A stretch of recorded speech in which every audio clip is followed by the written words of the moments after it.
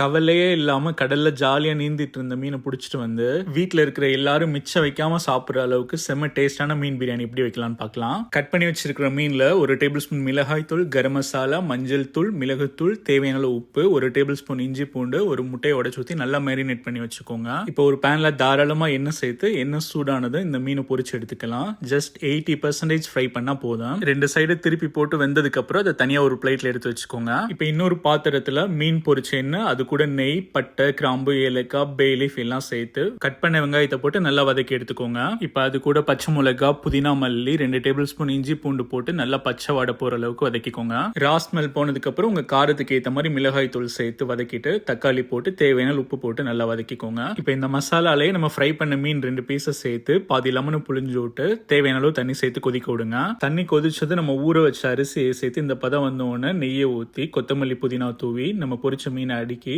ஒரு 20 நிமிஷம் தம் போட்டு எடுத்தோம்னா தெருவம் மணக்கிற அளவுக்கு கமகமன்னு மீன் பிரியாணி ரெடி. நீங்களும் ட்ரை பண்ணி பார்த்துட்டு எப்படி இருக்குன்னு சொல்லுங்க. மறக்காம பக்கத்து வீட்டுக்கு கொடுங்க. Because sharing is caring. See you next time. Until then, bye.